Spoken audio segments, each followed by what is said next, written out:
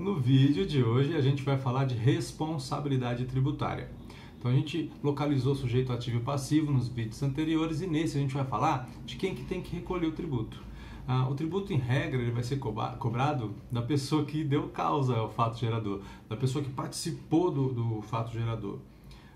O CTN, ele usa o critério econômico para responsabilizar alguém pelo tributo. Então, se você oferiu vantagem econômica, você que vai pagar. Nesses casos, a gente fala que é o contribuinte que vai pagar, tá certo? Então, contribuinte é essa pessoa que oferiu uma vantagem econômica, que deu causa ao fato gerador, que tem uma ligação jurídica direta com o fato gerador do tributo. E a gente chama ele, porque a relação jurídica é direta, de sujeito passivo direto. Tá, então essa pessoa vai pagar o tributo. Às vezes não vai ser essa pessoa. E aí você pode ver isso está determinado lá no 121 do CTN, artigo 121, parágrafo único do CTN, que tem o inciso 1 e o inciso 2. O inciso 1 ele vai dizer quem é o contribuinte, que é isso que eu acabei de falar para você. Quem deu causa ao fato gerador, a pessoa física, jurídica, que tem uma relação econômica, pessoal e direta com o fato que gerou a tributação. Só que às vezes isso vai decorrer da lei ou de uma situação jurídica, que a lei também especifica, para que a pessoa recolha o tributo. E nesse caso, quando ela não é contribuinte, a gente chama ela de responsável tributário. Então atenção com a palavrinha contribuinte, porque ela não serve para todo mundo que paga tributo.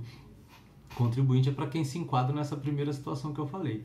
Mas algumas outras pessoas, elas vão pagar o tributo porque a lei diz que elas têm que pagar o tributo. E nesse caso elas são chamadas de responsáveis tributários. A situação que as coloca nesse lugar não é econômica, mas é o legislador que vai imputar essa obrigação para facilitar a arrecadação. Tá, então a lei vai dizer aí quem ela quer que pague o tributo? Não, não é bem assim. Quem paga o tributo é o contribuinte que deu causa ao fato gerador. O legislador vai trazer algumas situações só para facilitar as coisas que tem o responsável tributário. E pode ser qualquer um, Cadu? Qualquer um pode ser o responsável tributário? Não. A gente vai falar das exceções ali quando você vai ler o artigo 131 e o 134 do CTN, por exemplo. Então anota aí, 131 e 134 do CTN traz as exceções, as pessoas cuja responsabilidade já está definida ali e aquilo não pode ser alterado. O 131 traz os totalmente excluídos e os, vamos dizer assim, né, só para facilitar, para você escrever aí. E os 134 parcialmente excluídos. Por exemplo, olha só, eu posso no contrato de locação combinar com o inquilino que ele que vai pagar o IPTU. Aí ele assume a responsabilidade tributária a partir de um contrato de direito privado entre ele e o proprietário do imóvel, mas ele assumiu juridicamente, legalmente, a responsabilidade de pagar o IPTU. Mas imagina que ele não pague o IPTU. Se ele não pagar o IPTU, o fisco vai ter que cobrar só dele, porque juridicamente ele assumiu isso por escrito, assinou e concordou? Não. Nesse caso está excluída a responsabilidade tributária. A responsabilidade tributária não é do inquilino. A responsabilidade tributária, no caso do IPTU, é do proprietário do imóvel. Se o inquilino não pagar, o fisco vai cobrar do proprietário do mesmo jeito e ele vai ter que se virar para pagar. Depois ele que cobre isso do inquilino, porque quem recolhe esse tributo não é o inquilino, é o proprietário. Então, a gente não vai responsabilizar o inquilino. Vocês entenderam por que é exceção? E aí vocês vão ler o 131 para ver todas as exceções e vão ler o 134 para ver as exceções parciais também. Mas, por exemplo, uma delas aqui, ó, o ITBI é recolhido, né? Quando você vai lá no cartório, o tabelião lavra a escritura de transferência desse bem imóvel e tem que recolher o ITBI. Imagina que você não recolhe o ITBI. Se você não recolhe o ITBI, o fisco tem que ir atrás de você. Ele vai receber esse ITBI de você, mas se estiver muito difícil ou se não tiver como, quem vai pagar esse ITBI é o próprio tabelião. Claro que depois ele vai poder cobrar de você, tá? Mas essa é uma exclusão parcial. Quer dizer, está excluído cobrar do tabelião, via de regra, mas se for impossível cobrar da pessoa que deu causa, né, de quem fez a transferência do imóvel, aí eu posso cobrar do tabelião. Opa!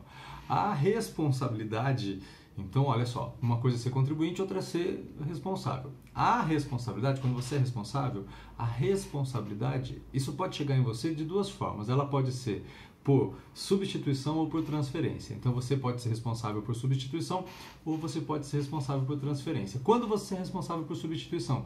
Você é responsável por substituição quando a lei diz que você vai ocupar o lugar né, do contribuinte antes da ocorrência do fato gerador. Então a lei já determina que você vai ocupar o lugar de pagar o tributo. Então, por exemplo, ó, quem trabalha CLT, né, que é registrado, o empregador, dependendo do valor do salário que você receba, esse empregador ele vai recolher o seu imposto de renda já na fonte, não fica retido na fonte, ele recolhe antes de você fazer a declaração. Então, antes de acontecer o fato gerador, porque você vai ter aquela renda durante o ano inteiro, só lá no dia 1º de janeiro é que vai fechar esse valor total do ano anterior e você vai declarar o imposto de renda, mas antes disso acontecer, o empregador já recolheu para você. A pessoa física, né? A mesma coisa acontece com o prêmio da Loteria Federal. Então, a Caixa Econômica Federal ela já recolhe o imposto de renda desse prêmio antes de pagar. Ela já recolhe, né? Não sabe nem se vai sair o prêmio ou não, mas ela já vai recolhendo esse tributo. Tudo bem? Isso é por substituição. Tem que fazer um parênteses aqui para a gente fechar esse vídeo, depois a gente vai no outro para falar da transferência, sobre o caso do ICMS. O ICMS ele tem duas formas de você recolher esse tributo. É por substituição, tá bom? Mas em algumas situações você vai recolher depois, em outras você vai recolher antes. Então olha só, a gente fala que no ICMS a responsabilidade pode ser regressiva ou progressiva. Então ela é regressiva quando você recolher depois do fato gerador. Por exemplo, o produtor rural ele não recolhe na hora que ele produz, que ele colheu o leite lá, vai lá e vende para a indústria que vai fabricar alguma coisa com esse leite. Tá certo? Fica para depois. É só na entrada do bem. O laticínio é que vai recolher esse tributo e não o produtor rural. Então a gente diz que ela é regressiva, fica para trás, fica para depois. Por quê? Porque é após o fato gerador. Ou ela vai ser progressiva quando você recolhe antes do fato gerador.